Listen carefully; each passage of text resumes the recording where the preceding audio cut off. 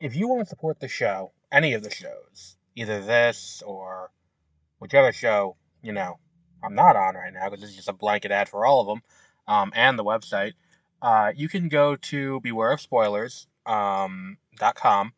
In the description for any of the episodes of Beware of Spoilers, there is the option to donate. If you don't want to donate that way, you can donate directly through the website. We do have that, mwpnews.com.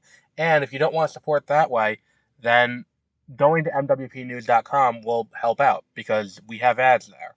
We don't want to keep it, where there's a lot of ads. There's a few ads. But the point is, we want to make it so that way, we can sustain this for the long term. If people donate, we're never going to paywall anything, I don't think, as of right now. But you know, if people start donating, we'll start doing cooler and cooler stuff. Like donations are how we get to cover stuff like Tribeca and other, film festivals. And, we may be able to bring on more people to help out. So if you want to help out the show and you want more content from us, by all means, uh, even just going and giving us a 5-star rating on Spotify helps out a lot. But that's it. That's the only ad we'll have on the podcast ever. But here's whatever podcast you're going to be listening to.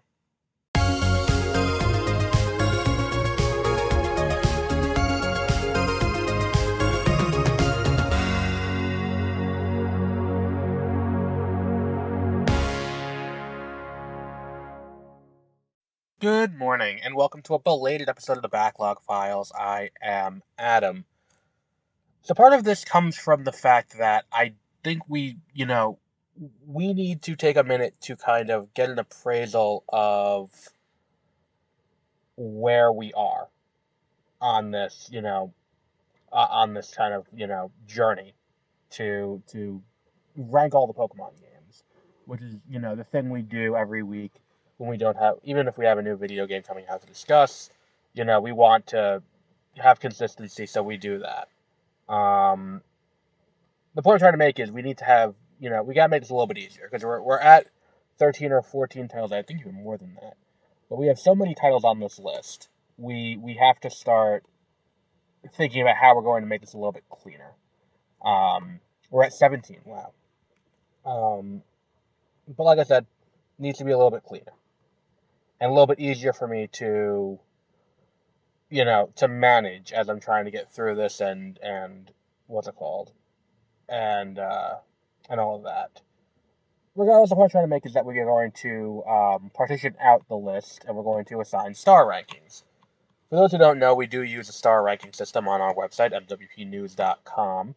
And the reason for that is it allows us to better appraise where things are in regard to other things.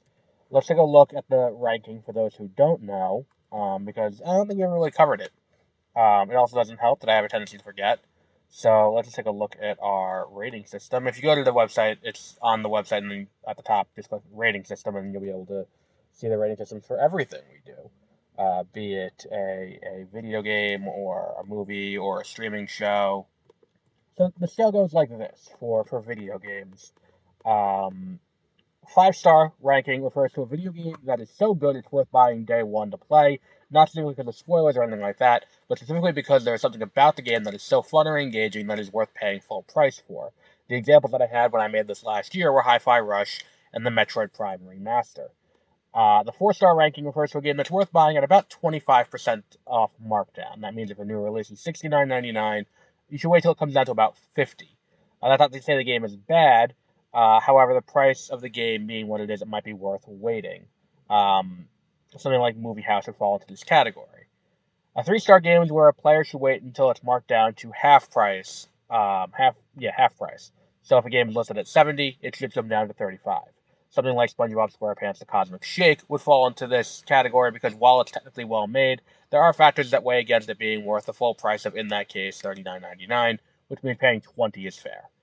A 2-star rating indicates that a game should only be played if one is getting it for free. This would indicate getting it as on Amazon Prime, or a free game with Epic, or games with Gold, which I don't think exists anymore, or Xbox Game Pass, something like that. A game like Backrooms Exploration, which could be improved on in further updates, may fit into that, but with the issues that it has at the time of review, it doesn't quite fall into that category. The 1-star ranking indicates the game is not worth playing at all, where the mechanics are broken beyond repair, or it is not sensible to play. The game that I go to for that is always the wiffle ball game for the DS that we talked about a few years ago. I hate assigning a financial value to it, and I realize I'm the one who made the ranking system, but I'm not saying that the game is inherently bad, but I do recognize that not everyone is getting the game for free or has the financial means to pay a lot of money for games. Because let's be honest, games are expensive. To that end, our system acknowledges that. That's the point of this, is to acknowledge that, like, look, how much of your money should you look to spend on this game?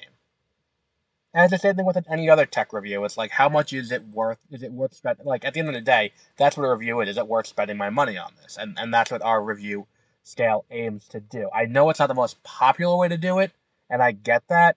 Especially considering we're taking art and distilling it down to a financial value. Um, but I think that considering the upfront cost to play a video game, this is something that I think is a good middle ground, considering we're not inherently saying something is bad or that something that has a lot of content will inherently be worth more, but it is something that, we look to. So I thought would be fun, especially since we're in the middle of the site revamp, would be to go through the list of games that we've already discussed for the Pokemon ranking and assign them scores. We'll start at the bottom and go up to the top. And the other thing that this does is that it allows us to partition it out where next time we have a game, we can just go like, all right, how many stars is this? And then we can just go to that ranking and then go from there. So we'll start at the bottom and work our way up because I feel like that's the easiest way to do this.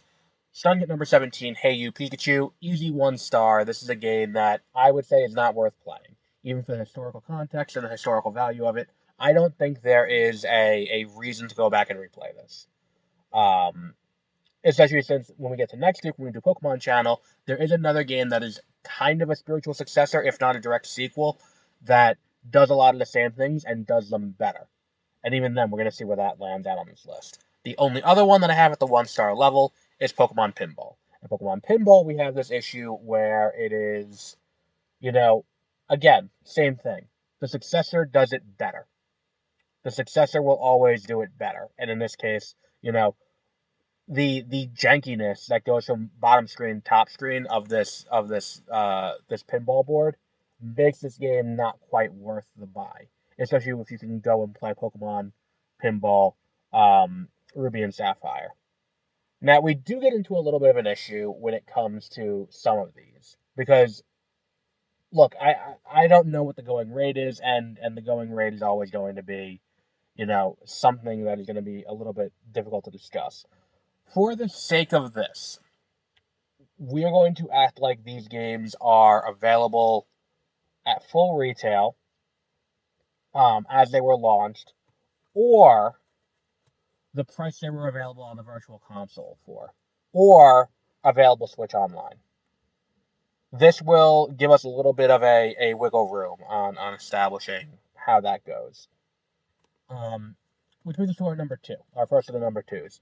Pokemon Puzzle Challenge, Pokemon Puzzle League, which comes in at number 15. These are both the number two, kind of jointly. I think if you're going to play them on Switch Online, that's a worthwhile way to play them. But I would not recommend, like if this game came out today as a standalone console release, I don't think this is worth buying. Like, it wouldn't be worth buying it on the Virtual Console if it was available that way, which I don't think it is anymore because the Wii U and the 3DS Virtual Consoles are shut down. The same goes for the Pokemon Trading Card Game, which is a worthwhile play if you play it on Switch Online, but not playing it, like, it's not worth buying it standalone, if that's the case. And not those are the only two twos that I have. The threes, on the other hand, Pokemon Red and Blue, I don't think is worth buying at full price. I think this is a textbook. If you can get it half price, it's worth it. And I'm not saying for the historical value, I'm not saying for the value of having a physical cartridge. This is something where, and I'm not supposed to endorse this, but if you go to a local game store and they have a reproduction, that might be worth it. Or if it does come to Switch Online, that might be worth it. But if you're paying more than like $15 for this, I think you're paying too much, unless you're a collector who's collecting these games. Um, because again, everything that, yes, there's this foundational text aspect to it, which we talked about a little bit with Dune on exploring hyperspace lanes a few weeks ago. But there is this idea that I don't know if it's worth paying that much more to play it. The same goes for both Stadium and Stadium 2, both of which are available on Switch Online. But if they were to offer it standalone, I think this is another one that, like, look, don't pay more than, like, 10, $15 for it. Again, unless you're a collector, which I think you can get this game relatively cheap. Um, if you like, I don't think it's like, there are some Pokemon games that you're going to get raked over the coals if you try to buy. I don't think these are them. You're going to pay a reasonably fair rate for them. I think considering how much of them is tied to other media. Um, and finally, the last three we have is Snap. Snap is one that I was conflicted about putting it at a 3 or at a 4. This is one where it's like, because of depth, because of length of time to beat, I don't think this is a 4. But it is one that I would say this might be worth buying for a digital library or buying a physical copy if you can get it cheap, because it is available on Switch Online. Um, then we get to number 9. This is where we get into the top 10 so far. I mean, Snap was number 10, but number 9, Pokemon Yellow, is one where if you want to get that Gen 1 experience and you want to pay a little bit more, this is the way to get the Gen 1 experience, because the additions that come in the third version do not change the mechanics fundamentally, but it gives you a more feature complete version of the same thing. Um, so that puts Pokemon Yellow at number 4, in the 4 slot. Pokemon Gold, Silver, and Crystal, which are 8 for Gold and Silver, and then Crystal at number 7. Those are all 4s as well, because this is what's it called? This is the way to, where it really starts to get its stride, and we get to see a lot of the features come in that would become franchise mainstays. It's not the most complete version of the game, because we're still missing like abilities, and the hold item place has not quite been established, but it's a good start. And I feel like if you're gonna look to get someone into Pokemon, this is a good place to do it. Um, then we get to the last of the number 4s, which is Pokemon Ruby and Sapphire. This one pained me a little bit, but I think Pokemon Ruby and Sapphire are, again, feature incomplete versions of the main games. And because they are, because Emerald comes along and fixes a lot of the issues and makes it more complete, um, I think it kind of lands a little bit better. It doesn't land quite as well as it could. That said, these would be, these are great games. I don't know if it's, if they fit beyond here, you know, because then we get into the RPGs we do have, which is where we are for all the 5s, which is Fire Red and Leaf Green at number 5, which is 5. This is something that's like, if you're going to play Red and Blue, this is the way to do it. This is the version of the game that does that is the best way to play it. Um, Then there is, which, the story of Gen 1. Then there is Coliseum and XD, which are both worth paying. I mean, you're going to pay through the ass on them right now because they're not available digitally, and you only can buy them, you know, physically at about 200 a piece. But again, worthwhile, very much worthwhile experiences. And then we get to I'm sorry. Ruby and Sapphire are in the top 5. I'm sorry. Pinball Ruby and Sapphire was the one at number 4. God, I'm stupid. That's what I get for reading things halfway. Um, Pinball Ruby and Sapphire does belong in the 4th spot. Man, that shows just how well I am at, like, yeah, my past self knew what he was doing. Um, yeah, Ruby and Sapphire belongs in that Pinball Ruby and Sapphire belongs there because it is a fun game, but it's not something that you're going to have the depth to sit there and play for a long time unless you're really into pinball and really want to beat that game, which has been me at times. Ruby and Sapphire at number 2, which is a 5-star game because that is something that is worth paying for, as is Emerald. Again, you're going to pay out the ass because these were never ported to what's it called? And we do not condone emulation because we cannot condone emulation because emulation is uh, you know, surfed according to the powers that be, and I would like to get review codes of stuff, and I feel like if I say emulate it, that's going to dry up. Um, and last but not least, Emerald. Emerald is definitely the way to play if you're going to buy any of them. That is definitely the way to go. But that is our ranking, and we're going to be using these stars to be able to point out where we are in the list. That way we can just be like, oh, so this week we're doing Pokemon Stadium. Pokemon Stadium is a 3-star game. I don't know, I'm going to say, we haven't, not Pokemon Stadium, Pokemon's channel. It's a 3-star game or a 4-star game, and we can just be like, okay, so here are the 4s. Where does it rank in there? That way we don't have to sit here and read out the entire list twice. We can just read out the entire list once at the end. But we'll wrap up there for today. This month we do have Paper Mario 1000 Year Door for the Nintendo Switch. And I feel there's another big release. I can't remember off the top of my head. But regardless, we'll be continuing with this. Next week we'll be back with Pokemon Chanel. And then we also have, after that, Pokemon Mystery Dungeon Red and Blue Rescue Teams. Then we have Pokemon Ranger.